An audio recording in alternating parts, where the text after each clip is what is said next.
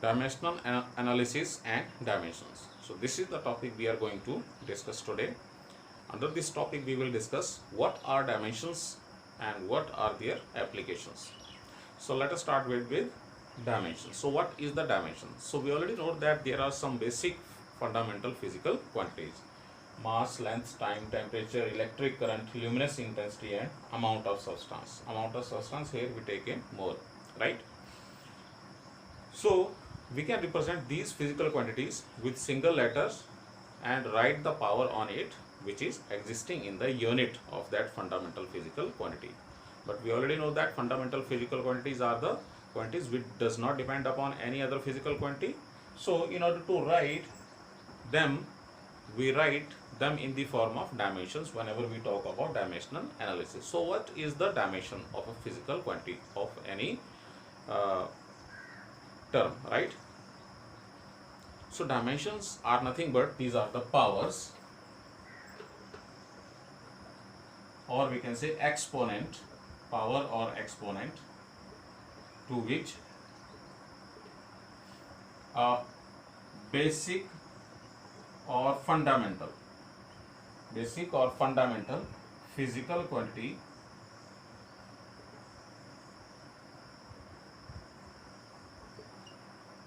is raised while it is representing some given derived physical quantity. I am writing it as to represent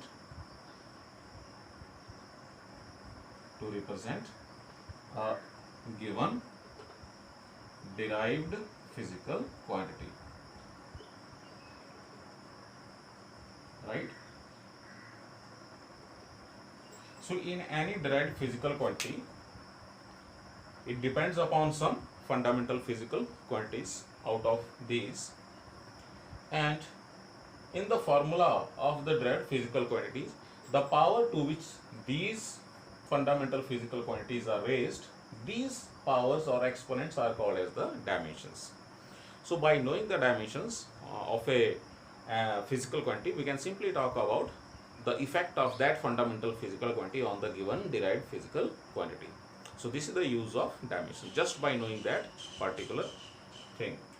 So what are the dimensions of, let us first represent the dimensions of these fundamental physical quantity. So it does not depend in what system of unit we are measuring these physical quantity. Dimensions are just representing the effect of these physical quantities on the given derived physical quantity. That effect is known by the power to which these fundamental physical quantities are raised. So the dimensions of mass are represented as m and in a bracket, just like this, capital M in a bracket. The dimensions of length are represented as L in the bracket. We always represent the dimensions within the bracket. Keep this thing in mind. Time, T, right? Temperature, K, electric current, A, luminous intensity, which we measure in candela, so we write it as CD. Amount of substance, mole. So these are called as the dimensions of mass, length, time, means these fundamental physical quantities. Now we can write any physical quantity in terms of the fundamental physical quantity by using the method of dimensions. Let us take one example of, for example, the speed. Speed is nothing but distance divided by time. So distance is nothing but the length and time is in seconds or hours. So from here we are not interested in any unit of distance or time, we are interested in which parameter we put these physical quantities. So distance is nothing but L, so it has dimensions this, and there is only one power for the distance. Distance is raised only one power, so we write L1, or simply we write it as L. If it not written as 1, then it is simply already considered that it is 1. Time, for time we have dimensions T. Then what are the dimensions for speed? So dimensions of the speed, it is given by when t goes up, it becomes t to the power minus 1. Algebra works in the similar way as in case of simple quantities, and this together it can be written as L t minus 1 inside one common bracket. So these are the dimensions of this physical quantity. This is a physical quantity which was depending upon distance and time, which are the fundamental physical quantity. So in order to write the dimensions of the given derived physical quantity, we just need to put the dimensions of the fundamental physical quantities in its formula, right? So this is what we mean by dimensions. So dimensions are nothing but the powers to which the fundamental physical quantities are raised in order to represent some derived physical quantities, right? So this is what we mean by dimensions. You can similarly write the dimensions for density, for example. Let us take another example of density. Density is nothing but mass divided by volume. So mass has the dimensions. For example, let me represent it by this m, mass, and volume, which is length into breadth into height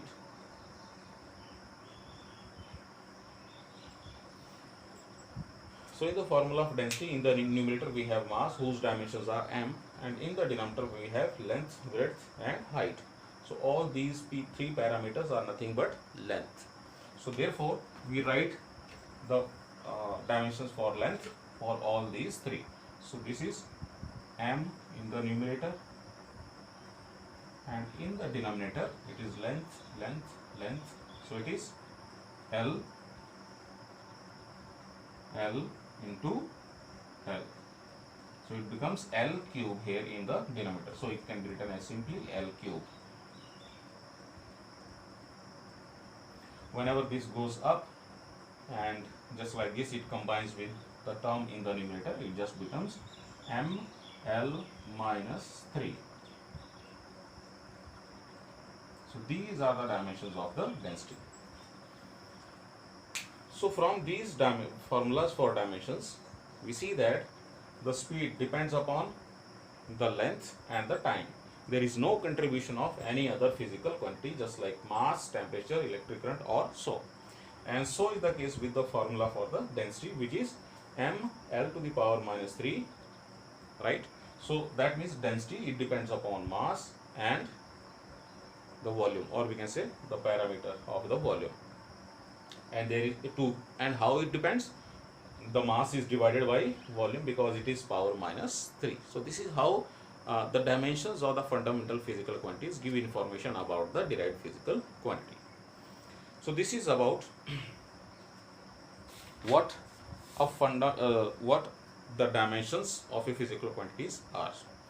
So this is nothing but this is called as the dimensional formula for the speed. So the term which we represent on the right hand side by considering the powers of the fundamental physical quantities, it gives rise to this representation, and this is nothing but the dimensional formula. And so is the case here. This is the dimensional formula for the density, right? So I can write them separately.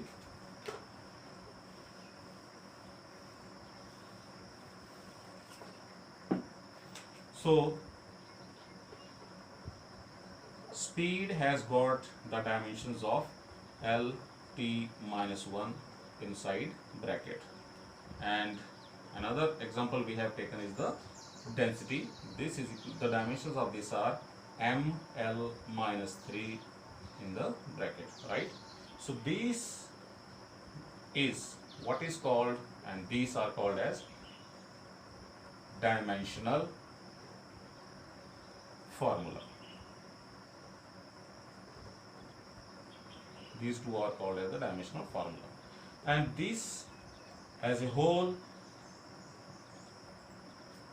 this equation as a whole is called as dimensional equation.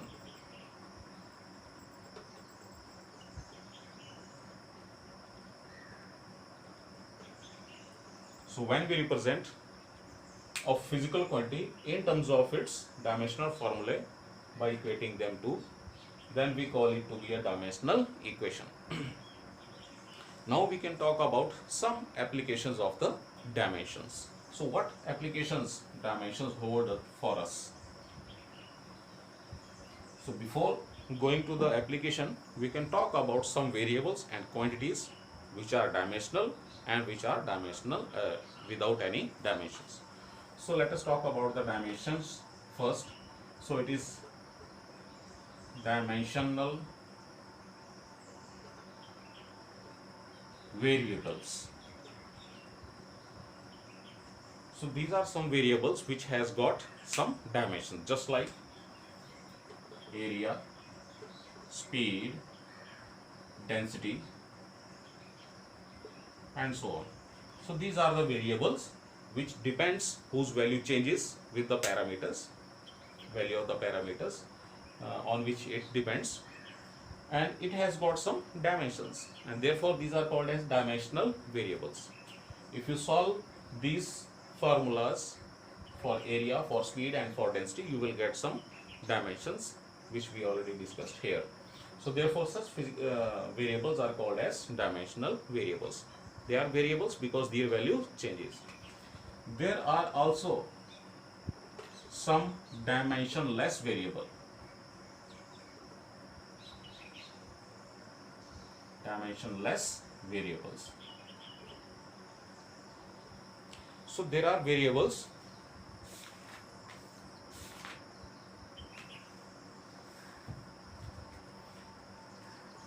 whose value change, but it has got no dimensions, just like angle, specific gravity, just like these, or strain, and so on. So all these variables, on such kind of variables, the value of these variables change. That's why they are called as variables, but they have got no dimensions. So they are called as dimensionless variables. And there are also some constants which are got dimensions. So there are dimensional constants. Just like gravitational constant, which we represent with capital G, or Planck's constant, we represent with small h. So these are some constants. The value of these are fixed and they have got some dimensions. And last one are dimensionless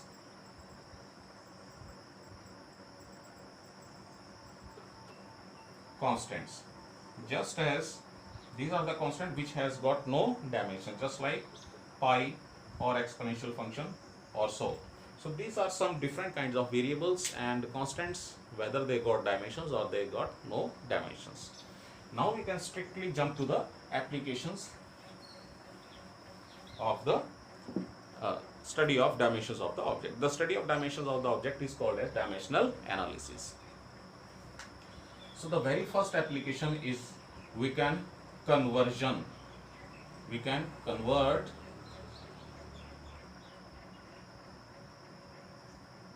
a given physical quantity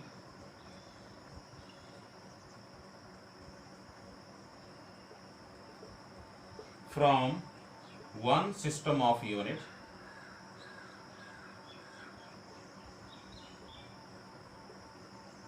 to another system of unit.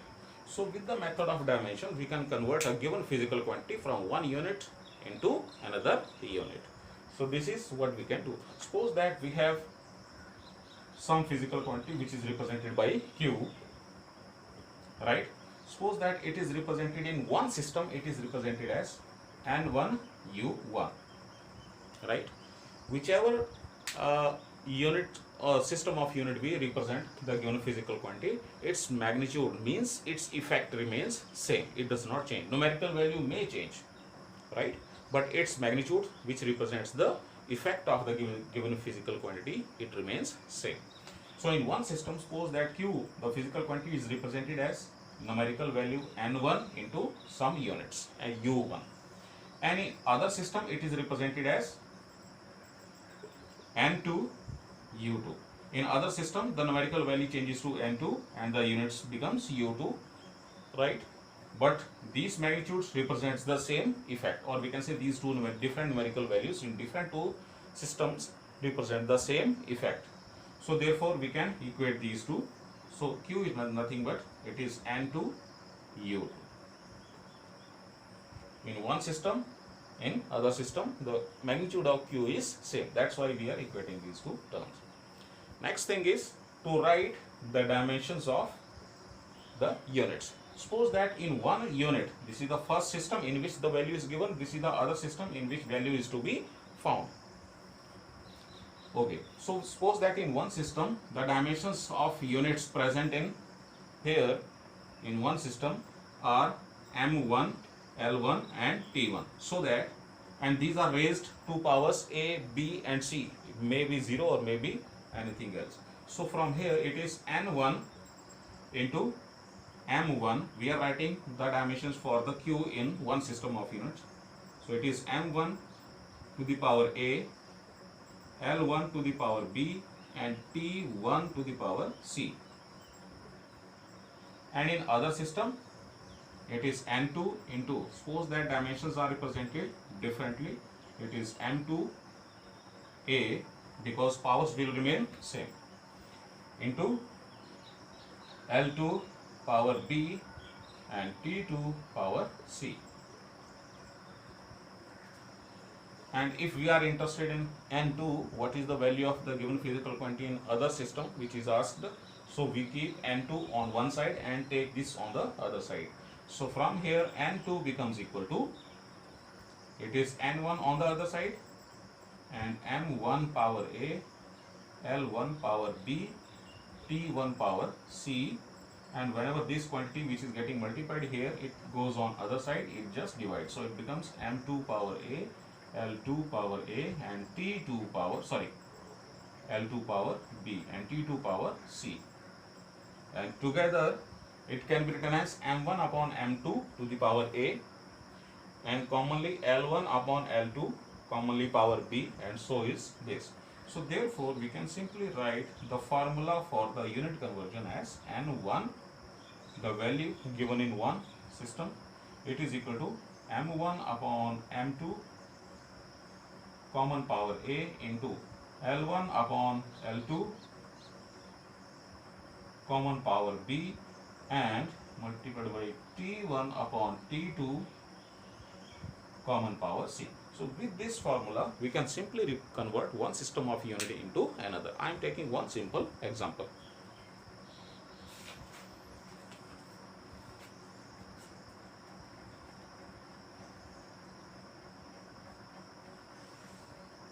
Suppose that I have to convert 1 joule into 1 ergs. 1 erg. Oh, sorry, ergs. 1 joule. I have to convert 1 joule into erg. So I have to find out the value of 1 joule in ergs. So on one side we have 1 joule and on the other side I have to find out how much ergs makes 1 joule. Right?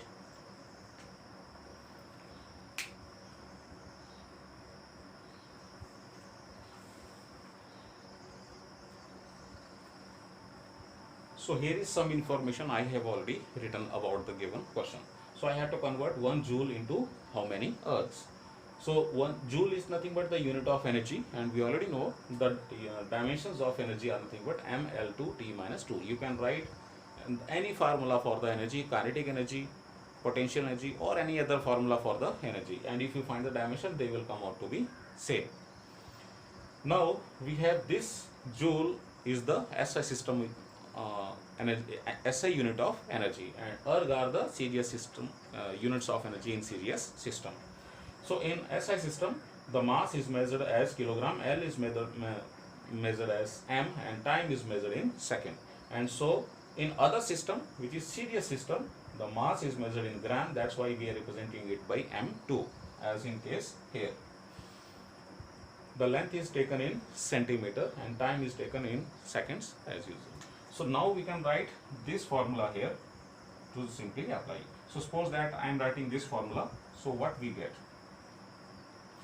N2, this is equal to N1, it is already the value which is given, it is 1 here, into M1 upon M2. So M in it is 1 kilogram in up, and divided by M2 it is gram, 1 gram. Power is raised to, now here what, here it is power A and here it is power 1, the power to which the mass is raised, and L, it is raised to the power B, this ratio is raised to the power B. So B, in place of B we have here 2, and C, in place of C we have minus 2. So we simply write it as 1 meter into 1 centimeter. In given system it is meter, and in system to which it is to be converted, the units for the length are centimeter, to the power to which it is 2. And so is the time. So it is 1 second and 1 second here. So it gives power minus 2. Always keep the power with itself. So from here the numerical value in other system of unit comes out to be, it is 1 and it is kilogram, we have to convert into grams because in other system, so it is 1000 gram divided by 1 gram power 1. There is no power written here, means power is 1. 1 meter, which is 100 centimeter, divided by 1 centimeter, power raised to the 2. And here we have 1 second divided by 1 second, so it is simply 1 power minus 2.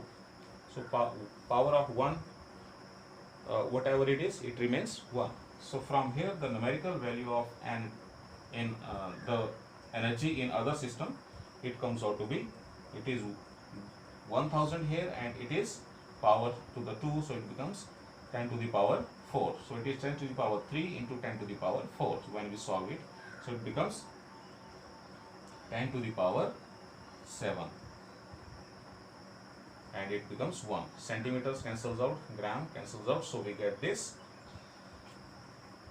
numerical value in the other system. So we can say that 1 joule, it is equal to 10 to the power 7 erg. So this is how we convert a given physical quantity from one system into another system of units. That's all for now. Thank you.